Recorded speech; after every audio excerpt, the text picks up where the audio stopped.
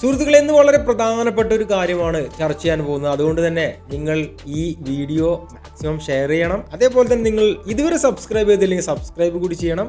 Video ഇഷ്ടപ്പെട്ടാൽ like ചെയ്യാൻ മറക്കുകയും ചെയ്യരുത്.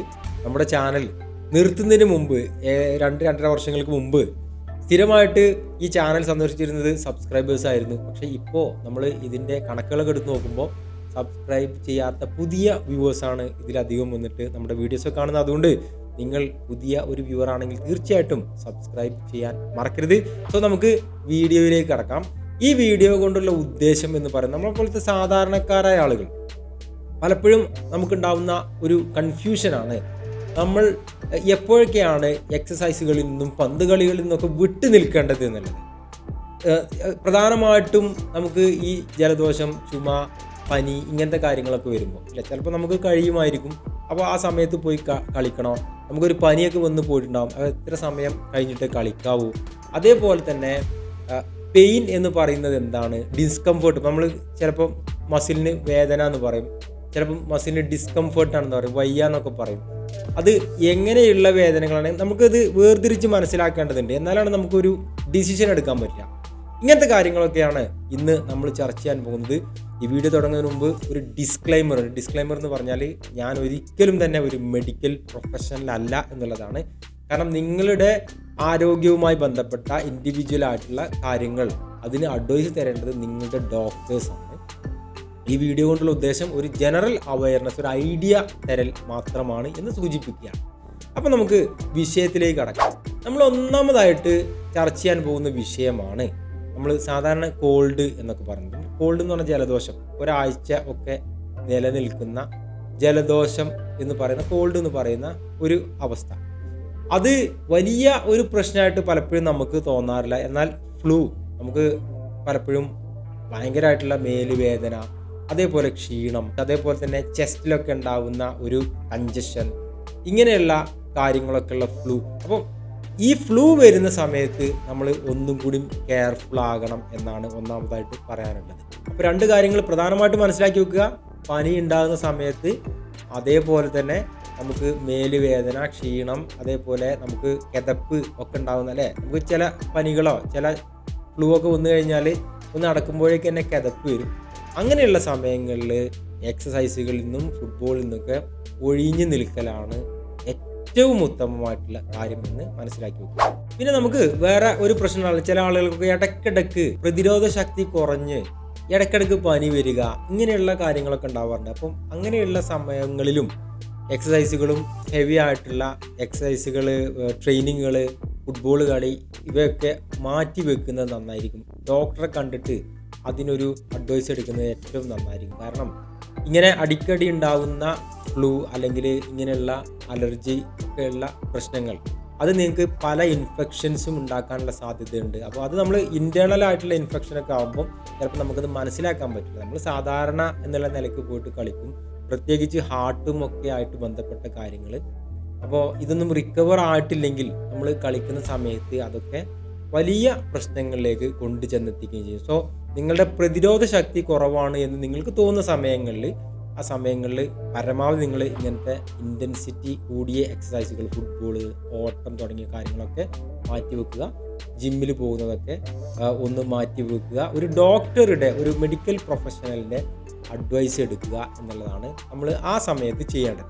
ഇനി നമ്മൾ ഈ വിഷയമായിട്ട് ബന്ധപ്പെട്ട റിസർച്ചുകൾ നോക്കിക്കഴിഞ്ഞാൽ നമുക്ക് കാണാൻ പറ്റുന്ന സ്റ്റഡീസ് ഉണ്ട്. അപ്പം സ്റ്റഡീസ് ഒരുപാട് ഇനിയും ഈ വിഷയങ്ങൾ പഠിക്കേണ്ടതായിട്ടുണ്ട്. എന്നാലും നമുക്ക് ജനറലി മനസ്സിലാക്കാൻ പറ്റുന്നത് ഒരു മോഡറേറ്റ് ആയിട്ടുള്ള എക്സസൈസുകളൊക്കെ ജലദോഷം ഒക്കെ വരുന്നതിന് നാം തടയും എന്നുള്ളത് നമുക്ക് മനസ്സിലാക്കാൻ പറ്റുന്നുണ്ട്. എങ്കിലും ഈ മേഖലയിൽ ഒരുപാട് സ്റ്റഡീസ്, എസ്പെഷ്യലി നമുക്ക് ഒരു ജലദോഷം പിടിച്ച് നിൽക്കുന്ന സമയത്ത് എക്സസൈസ് ചെയ്താൽ അതിൻ്റെ എഫക്റ്റ് എന്തൊക്കെയാണ്, അതേപോലെ തന്നെ എന്തെങ്കിലും മൈൽഡായിട്ടുള്ള വേറെ സിക്നെസ് ഒക്കെ വരുമ്പോൾ ആ സമയത്ത് എക്സസൈസ് ചെയ്യുമ്പം ഏത് അളവിൽ അത് ഈ കണ്ടീഷനെ ഇമ്പാക്റ്റ് ചെയ്യും, അത് കൂട്ടുമോ കുറക്കുമോ തുടങ്ങിയിട്ടുള്ള കാര്യങ്ങളെക്കുറിച്ചൊക്കെ ഇനിയും സ്റ്റഡീസ് ഏറെ നടക്കാനുണ്ട് എന്നാണ് നമുക്ക് വായിക്കുമ്പോൾ മനസ്സിലാക്കാൻ പറ്റും. ഇനി നമ്മൾ ജലദോഷം, ഫ്ലൂ ഇതൊക്കെ പറയുമ്പോൾ നമ്മൾ മനസ്സിലാക്കേണ്ട ഒരു ടെസ്റ്റ് ഉണ്ട്, ഒരു ടെസ്റ്റ് മെത്തേഡ്, ജനറലി അപ്ലൈ ചെയ്യാൻ പറ്റുന്ന ഒരു ടെസ്റ്റ് മെത്തേഡാണ് നെക്ക് ചെക്ക് ടെസ്റ്റ് മെത്തേഡാണ്. അതായത് നെക്കിൻ്റെ മുകളിലും താഴെയുമുള്ള സിംറ്റംസിനെ വേർതിരിച്ച് മനസ്സിലാക്കി, അതായത് നെക്കിന് മുകളിലുള്ള സിംറ്റംസ് ആണെങ്കിൽ ലൈറ്റ് ആയിട്ടുള്ള, അതായത് വളരെ ലളിതമായിട്ടുള്ള വ്യായാമങ്ങളൊക്കെ നല്ലതാണ്, കുഴപ്പമില്ല എന്നുള്ള ഒരു അനുമാനത്തിലെത്താമെന്നും, നെക്കിന് താഴെയുള്ള സിംറ്റംസ് ആണെങ്കിൽ നമുക്ക് ഇതിൽ ഏർപ്പെടാൻ പാടില്ല, അല്ലെങ്കിൽ വ്യായാമങ്ങളിൽ നിന്നും കളികളിൽ നിന്നൊക്കെ വിട്ടു നിൽക്കണം എന്നും മനസ്സിലാക്കാൻ പറ്റുന്ന ഒരു ചെറിയ ടെസ്റ്റ് ആണ് ഇത് നമുക്ക് പറഞ്ഞു തരുന്നത്. പക്ഷെ ഞാൻ നേരത്തെ പറഞ്ഞതുപോലെ ഓരോ ഇൻഡിവിജ്വൽസിനും ഇത് പ്രത്യേകമായിട്ടാണ് കൺസിഡർ ചെയ്യേണ്ടത്. അതുകൊണ്ട് തന്നെ മെഡിക്കൽ പ്രൊഫഷണൽസിൻ്റെ സഹായം നിങ്ങൾ എടുത്തേ മതിയാകൂ. നമ്മുടെ കഴുത്തിന് മുകളിലുള്ള സിംറ്റംസ്, അതായത് സോർ ത്രോട്ട്, നമ്മുടെ ഈ തൊണ്ട വേദന എന്നൊക്കെ പറയും, ചെറിയ രീതിയിലുള്ള തൊണ്ട വേദന, മൂക്കടപ്പ്, തുമ്മൽ, ഇങ്ങനെയുള്ള കാര്യങ്ങളൊക്കെ ഉണ്ട്. അപ്പോൾ ഇങ്ങനെയുള്ള കാര്യങ്ങൾ വരുമ്പോൾ നമുക്ക് ചെറിയ വ്യായാമങ്ങളൊക്കെ ആവാം എന്ന് നമുക്ക് അനുമാനിക്കാം. ഇതിൽ നമ്മൾ ശ്രദ്ധിക്കേണ്ട ഒരു കാര്യം എന്താ വെച്ചാൽ, ചിലപ്പോൾ ഒരു ഫ്ലൂവിൻ്റെ ഒക്കെ തുടക്കമായിരിക്കും ഇത്. അപ്പോൾ നമ്മൾ പോയിട്ട് വളരെ ഇൻറ്റൻസിറ്റി കൂടിയ എക്സസൈസുകളൊക്കെ ചെയ്ത് കഴിഞ്ഞാൽ ചിലപ്പോൾ നമ്മുടെ ബോഡിയെ ഒന്നും കൂടി അത് ക്ഷീണിപ്പിക്കുകയും കൂടുതൽ വലിയ രീതിയിൽ സിംറ്റംസ് വരികയും ചെയ്യാൻ സാധ്യതയാണ്. അതുകൊണ്ട് ലൈറ്റായിട്ടുള്ള വ്യായാമങ്ങളൊക്കെ ആവാം എന്നാണ് പറയുന്നത്. അപ്പം പേഴ്സണലായിട്ട് നിങ്ങൾ തീരുമാനമെടുക്കാം. ഇനി നമുക്ക് നെക്കിന് താഴെയുള്ള, കഴുത്തിന് താഴെയുള്ള സിംറ്റംസ് ഏതൊക്കെ നോക്കാം. ചുമ എന്ന് പറഞ്ഞാൽ ഇവിടുന്ന് വരുന്നതാണല്ലോ തീർച്ചയായിട്ടും.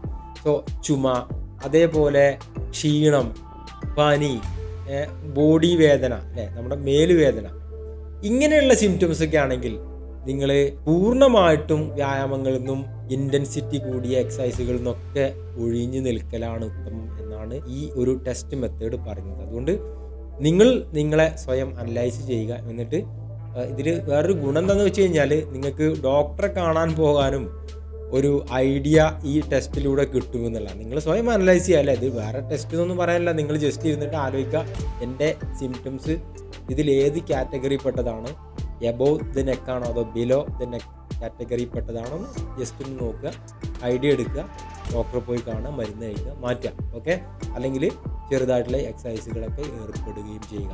ഇനി നമ്മൾ നേരത്തെ പറഞ്ഞതുപോലെ മോഡിഫൈ ചെയ്യുക നിങ്ങളുടെ എക്സസൈസും വ്യായാമങ്ങളൊക്കെ. നിങ്ങൾക്ക് സിക്കൊക്കെ ആണെങ്കിൽ, നിങ്ങൾക്ക് എന്തെങ്കിലും സംശയം ഉണ്ടെങ്കിൽ മോഡിഫൈ ചെയ്യുക. ചില എക്സസൈസുകളൊക്കെ ഒന്ന് മാറ്റിപ്പിടിക്കാൻ നോക്കുക, അല്ലെ? ഓടുന്ന ആളുകളാണെങ്കിൽ ഒന്ന് നടക്കുക, ഇങ്ങനെയുള്ള കാര്യങ്ങളൊക്കെ ചെയ്യുക, മോഡിഫൈ ചെയ്യുക. നമ്മൾ നമ്മുടെ കണ്ടീഷൻ എപ്പോഴും ഫീൽ ചെയ്തുകൊണ്ട് അറിയുന്ന ബോധവാന്മാരായിട്ടുള്ള ആളുകളായിട്ട് എക്സസൈസുകളിൽ ഏർപ്പെടുക എന്നുള്ളതാണ് ഒരു കാര്യം. പിന്നെ നമ്മൾ ഇതെല്ലാം മാറിയിട്ട് തിരിച്ചു വരുന്ന സമയത്തും കൃത്യമായ ഒരു പ്ലാനോട് കൂടിയിട്ട് തിരിച്ചു വരിക.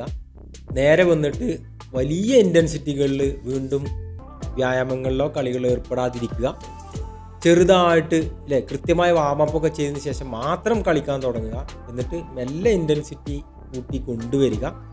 അതേപോലെ തന്നെ നിങ്ങൾ ഫ്രീക്വൻ്റ് ആയിട്ട്, ഇപ്പം ആഴ്ചയിൽ 6 ദിവസം എക്സസൈസ് ചെയ്യുന്ന, വ്യായാമം ചെയ്യുന്ന, കളിക്കുന്ന ആളുകളാണെങ്കിൽ നിങ്ങൾ ഒരു ദിവസം കളിച്ച് ഒരു ദിവസം റെസ്റ്റ് കൊടുക്കുക. അങ്ങനെ മെല്ലെ നമ്മുടെ ബോഡിയെ ഈ സിക്നസ് നമ്മെ പിടികൂടുന്നതിന് മുമ്പുള്ള അവസ്ഥയിലേക്ക് കൊണ്ടുവരാൻ ശ്രമിക്കുക. കാരണം സിക്നസ് വന്നു കഴിഞ്ഞാൽ സ്വാഭാവികമായിട്ടും ഒരുപാട് മാറ്റങ്ങളുണ്ടാകും. നമ്മൾ കാണുന്നതും കാണാത്തതുമായിട്ടുള്ള ഒരുപാട് മാറ്റങ്ങളുണ്ടാകും. അപ്പോൾ ബോഡിക്ക് കൃത്യമായ സമയം കൊടുക്കുക ആ ഒരു ലെവലിലേക്ക് തിരിച്ചു വരാൻ വേണ്ടി. കൂട്ടത്തിൽ വെള്ളം കുടിക്കുക, നല്ല ന്യൂട്രീഷ്യസ് ആയിട്ടുള്ള ഭക്ഷണം കഴിക്കുകയും ചെയ്യുക. എക്സസൈസ് മാത്രമല്ലല്ലോ, എക്സസൈസ് ചെയ്യുന്നതോടൊപ്പം തന്നെ നല്ല ഭക്ഷണം കഴിക്കുകയും കൂടി ചെയ്യുമ്പോഴാണ് നമുക്ക് ആ ഫിറ്റ്നസ് തിരിച്ചെടുക്കാൻ സാധിക്കുക. അപ്പോൾ വെള്ളം നല്ലോണം കുടിക്കുക. പ്രത്യേകിച്ച് ജലദോഷമൊക്കെ ആകുമ്പോൾ നമുക്ക് ഹൈഡ്രേഷനായിട്ട് ബന്ധപ്പെട്ട പ്രശ്നങ്ങൾ ഉണ്ടാവും, അല്ലേ? നമുക്ക് വെള്ളം ഒരുപാട് നഷ്ടപ്പെടുന്ന അവസ്ഥ ഉണ്ടാവും. അപ്പം നന്നായിട്ട് വെള്ളം കുടിക്കേണ്ടി വരും. അങ്ങനെ നമ്മുടെ ബോഡിയിൽ നിന്നും എത്ര വെള്ളം പോയിട്ടുണ്ടോ, വെള്ളം നഷ്ടപ്പെട്ടിട്ടുണ്ടോ, അത്രയും വെള്ളം റീപ്ലനിഷ് ചെയ്ത് നമുക്ക് വീണ്ടും കുടിച്ച് നല്ല ഒരു അവസ്ഥയിലേക്ക് നമ്മുടെ ബോഡിയെ കൊണ്ടുവരേണ്ടത്. അതിൻ്റെ കൂട്ടത്തിൽ നന്നായിട്ട് നല്ല ന്യൂട്രീഷ്യസ് ആയിട്ടുള്ള ഭക്ഷണം കഴിക്കുക കൂടി ചെയ്യുക.